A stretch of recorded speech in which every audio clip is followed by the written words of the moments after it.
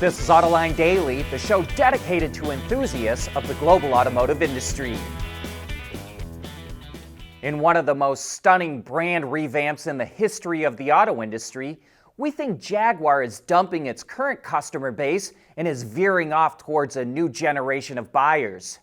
Yesterday in Miami during Art Week, Jag showed off what it calls the Type 00, which breaks away from every line in the brand's historic form language. Jaguar calls it exuberant modernism. Note the extra long hood for a dash-to-axle proportion that hasn't really been popular since the 1930s.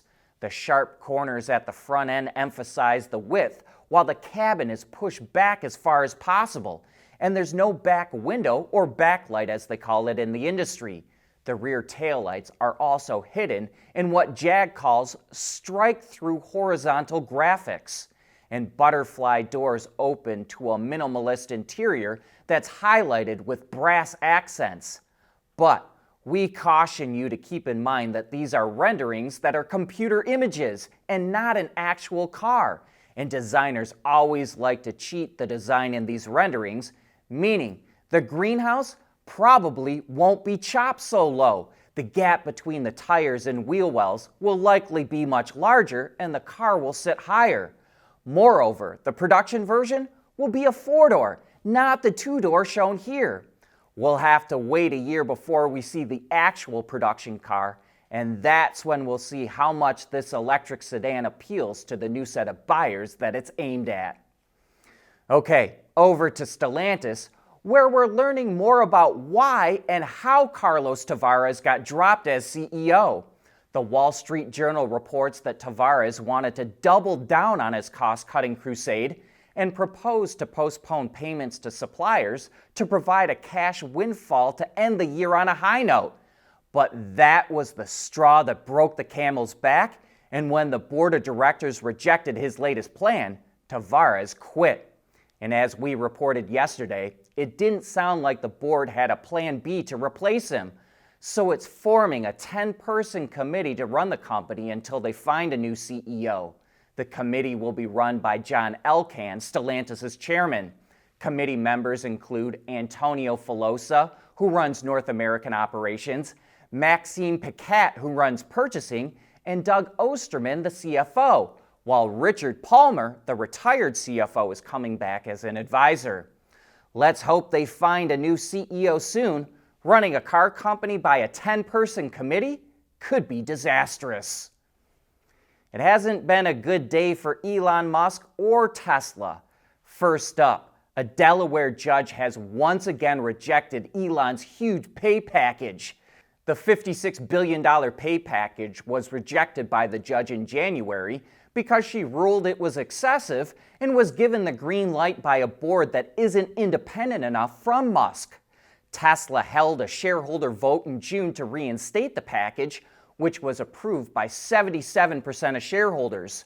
With that vote, Musk's lawyers argued that his pay package should be reinstated, but the judge once again rejected it for the same reasons as before. That pay package is now worth $100 billion due to Tesla's stock surge since Donald Trump was reelected.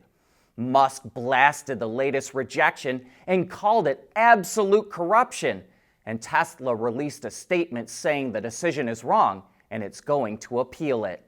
Meanwhile, over in China, Tesla's deliveries slumped in November. According to the China Passenger Car Association, Tesla shipped nearly 79,000 vehicles from its Shanghai factory last month, which was down 4.3% from a year ago. However, it was a 16% increase from October. Tesla is making a big push to increase sales globally this quarter, and it needs to sell a record 515,000 vehicles to hit its sales target for the year. But at the same time, it also looks like demand for the Cybertruck is slowing. Tesla lowered its lease price by 10%, and Business Insider reports that the company told line workers at its plant in Austin, Texas, that make the Cybertruck to take 3 days off this week. Workers will still be paid for their scheduled shifts, but it's not clear why Tesla told the workers not to report, and Tesla didn't respond to a request for comment. However, Some workers told Business Insider that their schedules have been inconsistent since October, and they now feel lucky to get 40 hours a week. At one point, people bragged that Tesla had over 2 million reservations for the Cybertruck, but the company is now accepting orders from anyone, and it's estimated that Tesla has delivered between 40 and 50,000 units. Knowing that a little rain won't slow down your day, that's what really matters. Bridgestone Turanza Quiet Track tires, confident control in wet conditions. Volkswagen workers in Germany are taking action over the company's threat to close plants and slash wages. The union IG Metall said nearly 100,000 workers across 9 plants participated in a 2-hour strike yesterday. And while the strike was short, the union did say it disrupted production. VW and the union are scheduled to resume talks next week, but more strikes are likely if they can't reach a deal. GM is selling its stake in one of the 3 battery plants it's building in the U.S. to LG Energy Solution. Selling the Ultium cell plant in Michigan will allow GM to recoup its investment and allow LG to start installing new equipment right away. It's entirely possible that new equipment will be used to make prismatic cells that will go into future GM EVs. Nearly 3 years ago, the 2 companies announced a partnership to build those 3 U.S. battery plants. Their plant in Ohio opened in September of 2022 and supplies batteries for the Hummer and Lyriq. Earlier this year, their plant in Tennessee started shipping batteries for the Blazer, Equinox, and Silverado. But the Ohio and Tennessee plants only make pouch cells, and GM also announced yesterday that it's extending its partnership with LG to include prismatic battery cells. It talks about how prismatic cells offer efficient packaging that can reduce weight, as well as simplify manufacturing that can cut costs, which is why GM says they'll be used to power future EVs. Trade tensions between the U.S. and China are heating up. Yesterday, the Biden administration placed restrictions on U.S. companies exporting materials to Chinese semiconductor chip makers. In retaliation, China is banning exports of gallium, germanium, and antimony to the U.S. They're needed to make advanced microprocessors and infrared technology. Most of the minerals go to military applications, but it could have an impact on the auto industry. China, which accounts for most global production of the minerals, already started limiting exports last year, which caused prices to spike. And now with the latest crackdown, prices will likely continue to soar. Ford revealed the new all-electric version of the Puma, which it calls the Puma Gen E. It features a 43 kilowatt-hour battery pack that returns up to 376 kilometers, or about 230 miles of range. The car's roughly 165 horsepower electric motor is actually built at a Ford plant in the UK and then shipped to Romania, where the Puma is produced. That motor drives the front wheels, and Ford claims the setup will do 0 to 100 kilometers an hour in 8 seconds. Maximum charging speed is 100 kilowatts, which allows the Puma Gen E to charge from 10 to 80% in 23 minutes. Customers in Europe can place orders now, but deliveries won't start until the spring of next year. Here's an interesting EV startup that might be worth keeping an eye on. Tello is a Silicon Valley-based startup that wants to introduce an electric pickup in the U.S. that's about the size of a Mini Cooper, but can still carry 5 passengers, or a 4x8 sheet of plywood with the rear seats folded down.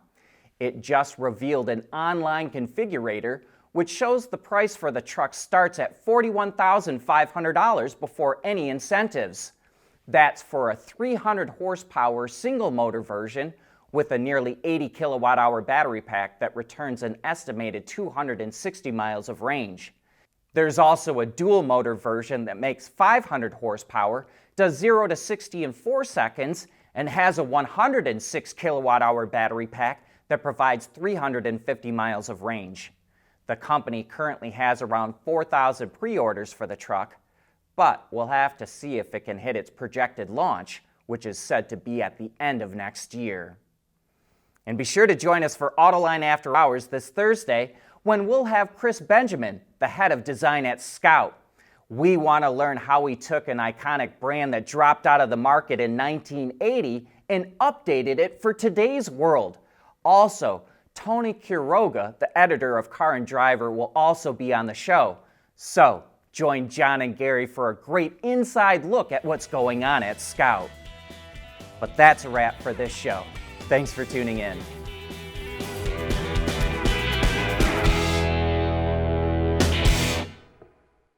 Autoline Daily is brought to you by Bridgestone, solutions for your journey.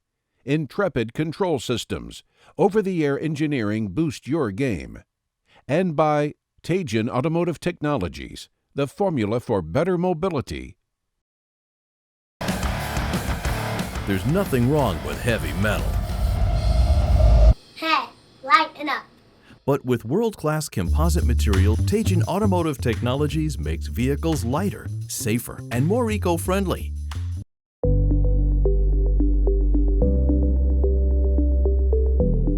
Developing today's vehicles, issues can happen in an instant. What good is knowing your problems without the data to solve them? Meet Wireless Neovi Cloud, your secure off-the-shelf solution, empowering real-time collaboration for quick resolution. With Wireless Neovi Cloud, your team can prevent issues before they can escalate. Driver communication data and remote diagnostics to analyze and resolve your problems using OTA, allowing your executives oversight throughout the process. Wireless Neovi Cloud, your vehicle update solution in production and on the road. Intrepid Control Systems, driven by your data.